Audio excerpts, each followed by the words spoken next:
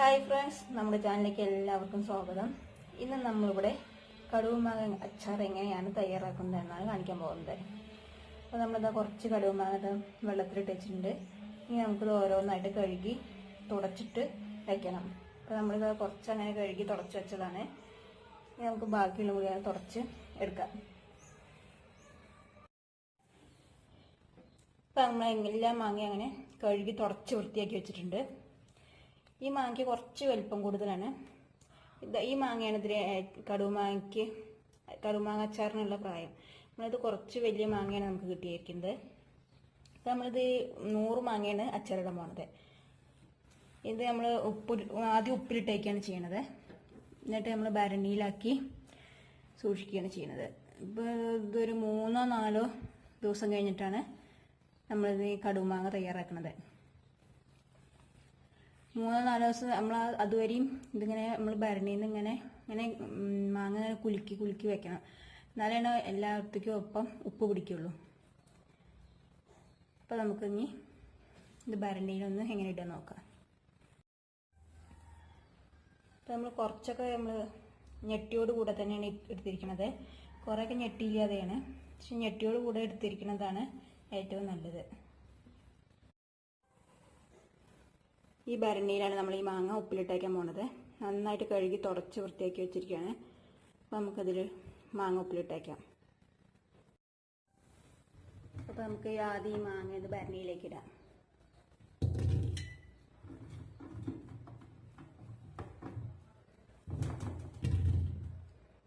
എല്ലാ മാങ്ങ അങ്ങനെ നമുക്കിടാം.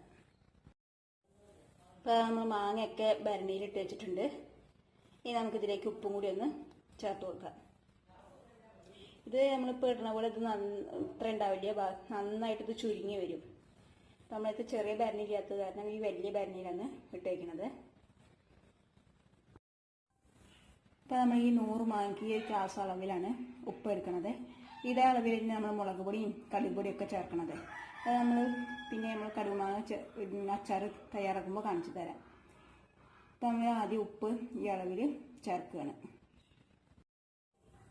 ഉപ്പ് നമുക്കിതിലേക്ക് ചേർത്ത് വെക്കാം. നന്നായിട്ടൊന്ന് നമുക്കൊന്ന് കുലുക്കി കൊടുക്കാം. ഇപ്പോൾ അത് ഉപ്പൊക്കെ ഇട്ട് നന്നായിട്ട് നമ്മൾ കുലുക്കി കൊടുത്തിട്ടുണ്ട്. ഉപ്പൊക്കെ അടിയിലേക്ക് പോയിട്ടുണ്ട്. ഇനി ഇത് 3-4 ദിവസം കഴിയുമ്പോഴേക്കും ഇതൊക്കെ നന്നായിട്ട് വെള്ളമായിട്ട് വരും. അതാണ് നമ്മൾ എപ്പോഴും കുലുക്കി കൊടുക്കാൻ പറയണത്. മുകളിലത്തെ മാങ്ങയൊക്കെ നമ്മൾ ആ വെള്ളത്തിലൊന്ന് മുങ്ങിക്കിടക്കണം. അതിന് വേണ്ടിയിട്ടാണ്. അപ്പോൾ നമുക്കിതൊന്ന് മൂടി വയ്ക്കാം. ഇനി 3-4 ദിവസം കഴിഞ്ഞിട്ട് നമുക്കിതൊന്ന് നോക്കാം. കടുമാങ്ങ അച്ചാർ എങ്ങനെ തയ്യാറാക്കാൻ നോക്കാം. ഇപ്പോൾ നമ്മളുടെ കടുമാങ്ങ അച്ചാറിനുള്ള മാങ്ങ ഉപ്പിലിട്ട് വെച്ചിരുന്നേക്ക് 4 ദിവസമായി. ഇതൊന്ന് നമുക്ക് തുറന്ന് നോക്കാം.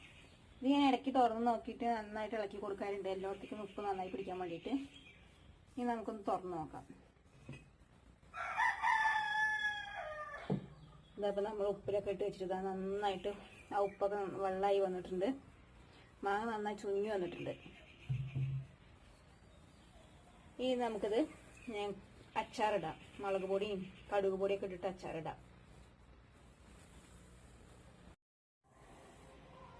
അപ്പോൾ ഇനി നമുക്ക് ഇതൊക്കെ മാങ്ങയും വെള്ളമൊക്കെ ഒന്ന് വേറെ വെക്കാം.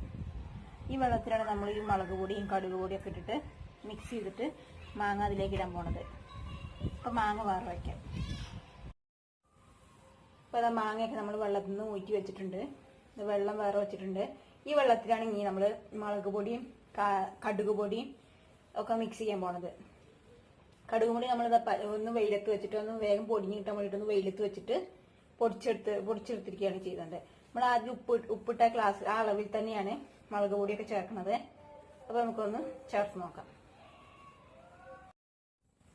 ഈ മാങ്ങയുടെ ഈ വെള്ളത്തിലേക്ക് നമ്മൾ ഉപ്പിട്ട അതേ ഗ്ലാസിന്റെ അളവിൽ തന്നെ ഒരു ഗ്ലാസ് മുളക് പൊടി ചേർക്കുകയാണ്.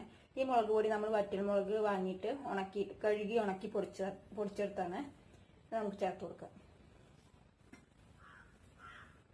നല്ല സ്പൈസി ഉള്ളവർക്ക് കുറച്ചും കൂടി മുളക് പൊടി ചേർക്കാം. ഇപ്പം നമ്മളിവിടെ ഒരു ഗ്ലാസ് മുളക് പൊടിയാണ് ചേർത്തിരിക്കുന്നത്. ഇനി ഇതിലേക്ക് നമുക്ക് ഇതേ അളവിൽ തന്നെ കായപ്പൊടിയും ചേർക്കാം. കടുക് പൊടി ചേർക്കാം. അതേ അളവിൽ നമ്മൾ കടുക് പൊടി ചേർക്കുകയാണ്.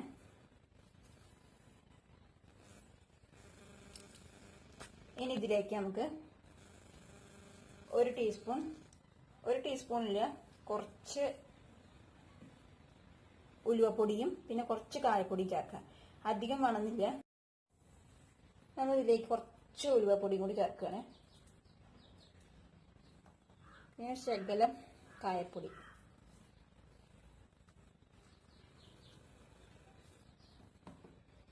നല്ലോണം ചേർത്ത് നമുക്ക് ഇതിന്റെ ഫ്ലേവറാണ് നന്നായിട്ട് നമുക്ക് ഈ കടുമാങ്ങ അച്ചാറിൽ കിട്ടുള്ളൂ. അതിന് വേണ്ടിയിട്ടാണ്.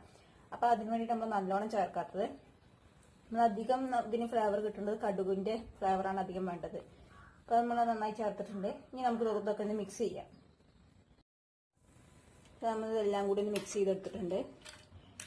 ഇനി നമുക്ക് ഈ മാങ്ങ ഈ മിക്സ് ചെയ്തതിലേക്ക് മാങ്ങ ഒന്ന് ഇട്ട് കൊടുക്കാം.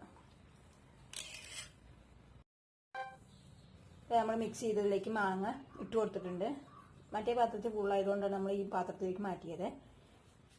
ഇനി നമ്മൾ ഇതിലേക്ക് വെളിച്ചെണ്ണയൊന്നും ഉപയോഗിക്കുന്നില്ല. നമ്മൾ കുറച്ച് നല്ലെണ്ണയിൽ 3-4 വെളുത്തുള്ളി വറുത്തെടുത്തിട്ട് ആ നല്ലെണ്ണയോട് കൂടിയിട്ട് ഇത് ഏത് പാത്രത്തിലാണ് ആക്കിയേക്കുന്നത് അതിന്റെ മോൾ ഭാഗത്ത് ഇങ്ങനെ ഒഴിച്ചെടുക്കുകയാണ് ചെയ്യുന്നത്. പിന്നീട് ഇളക്കി കൊടുക്കൊന്നും വേണ്ട. അത് തന്നെ നമ്മൾ 1 വർഷം 2 വർഷമൊക്കെ സൂക്ഷിക്കുമ്പോൾ അതിലേക്ക് ഇങ്ങനെ ഇറങ്ങിപ്പോക്കോളും. അങ്ങനെ സൂക്ഷിക്കുകയാണ് ചെയ്യണത്. അപ്പൊ നമുക്കിത് ഒരു കൽക്കുപ്പിയിൽ ആക്കി വെക്കാം. ഇപ്പൊ നമ്മൾ കൽക്കുപ്പിയിലാക്കി വെച്ചിട്ടുണ്ട്. നമ്മളിപ്പോ ഇങ്ങനെ ലൂസ് കാണുന്നത് അത് ഇനി ഇരിക്കുന്തോറും ഇങ്ങനെ കുറുകി വരും. ഇനി നമുക്ക് ഇതിലേക്ക് വെളുത്തുള്ളി ഒന്ന് വറുത്തെടുത്തിട്ട് അതോടുകൂടി നമ്മൾ ഈ മുകളിലേക്ക് ഒന്ന് ഒഴിച്ചു കൊടുക്കാം. ഇപ്പൊ നമ്മളെ കടുമാങ്ങ അച്ചാർ അങ്ങനെ റെഡിയായി വന്നിട്ടുണ്ട്. ഈ രീതിയിൽ ആരും ചെയ്തിട്ടില്ല എന്നുണ്ടെങ്കിൽ എല്ലാവരും ചെയ്തു നോക്കുക. അപ്പൊ എല്ലാവർക്കും ഇഷ്ടപ്പെട്ടുവെങ്കിൽ ലൈക്ക് ചെയ്യാനും കമന്റ് ഇടാനും സബ്സ്ക്രൈബ് ചെയ്യാനും മറക്കരുത്. ബൈ. അടുത്ത വീഡിയോയിൽ കാണാം.